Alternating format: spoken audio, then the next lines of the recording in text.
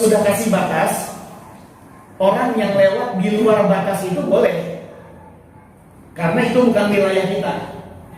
Ya, jadi kalau kita sudah kasih batas nih, tuh batas tempat kita sholat, ini orang yang lewat di luar batas ini boleh.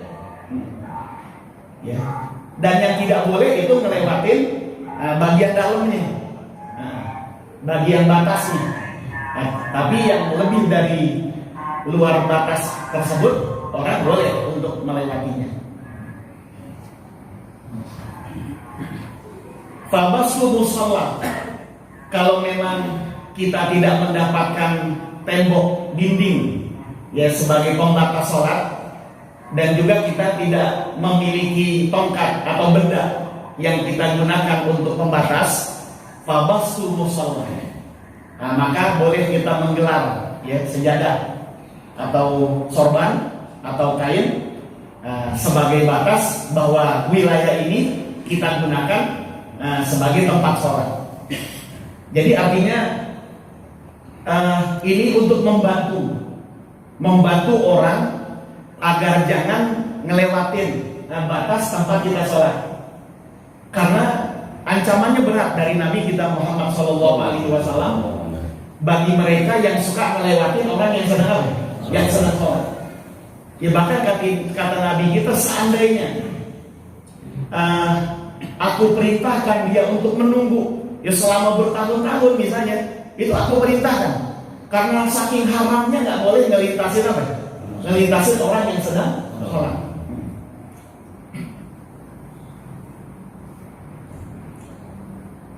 Dah kemudian wa kuriha fiha iltifatun, dimakruhkan di dalam pelaksanaan sholat itu iltifat.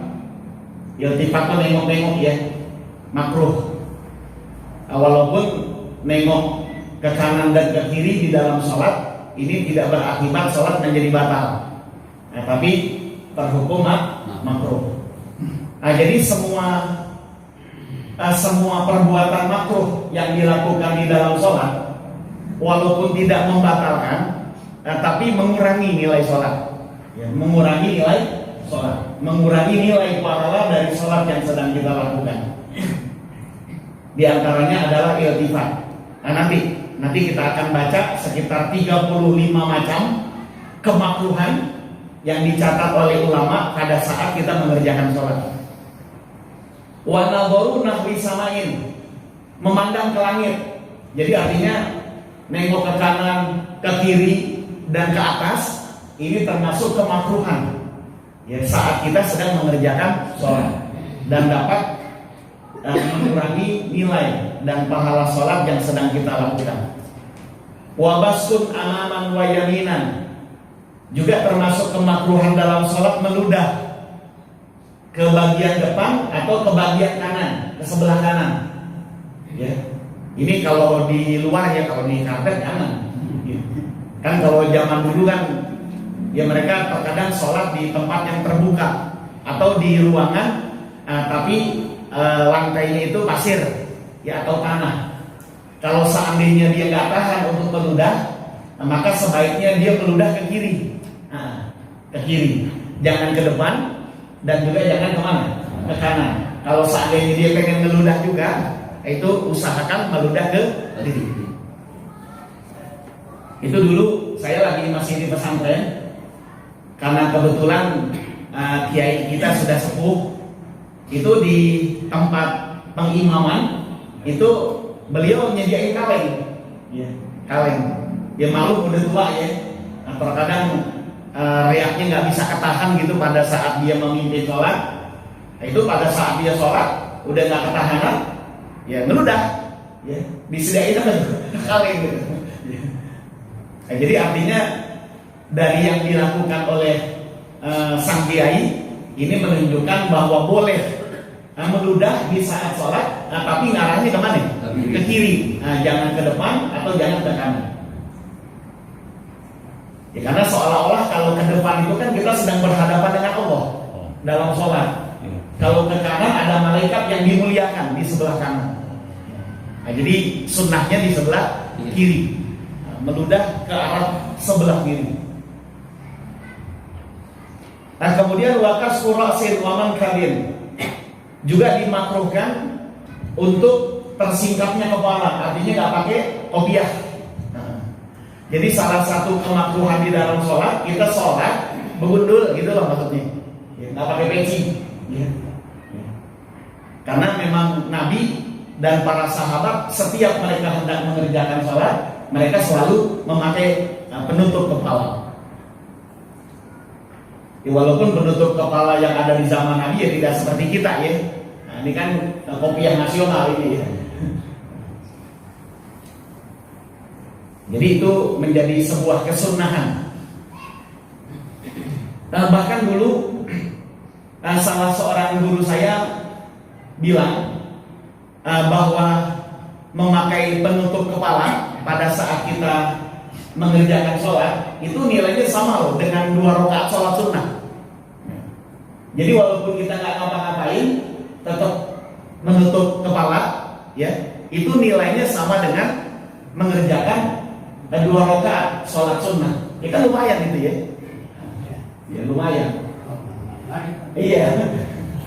Jadi walaupun kita sedang tidak sholat, dengan sebab kita kemana-mana pakai peci, pakai penutup kepala, itu sepanjang kepala kita tertutup, maka kita terus mendapatkan nilai pahala seperti mengerjakan sholat sunnah 2 rakaat.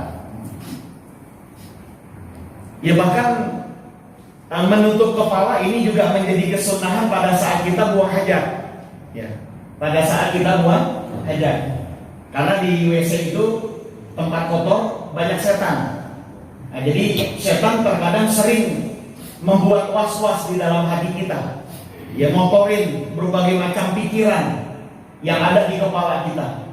Nah, makanya disunahkan untuk tetap menutup kepala pada saat kita sedang buang hajat. Itu dulu saya lagi masih anak-anak, masih tinggal di rumah engkong dulu di Sentiong. Itu engkong kalau pengen buang air, itu anduknya dilipat di kepala gitu ya. Dulu saya nggak ngerti itu kenapa itu ya. Jadi anduknya tuh yang dipakai itu dilibatin di kepala. Nah, ternyata setelah kita terus mengkaji, oh ternyata itu bagian dari kesunahan. Jadi menutup kepala saat kita sedang buang hajat. Udah jarang orang yang ngamalin begini ya, jarang ya. Ini malah ngerokok aja WC gitu ya.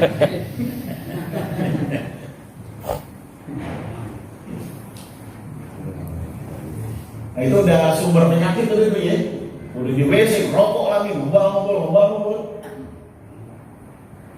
Nah, jadi yang sunnah itu adalah menutup bagian kepala kita, biar kepala kita ini dijaga oleh Allah dari was-was ya, dan bisikan-bisikan setan.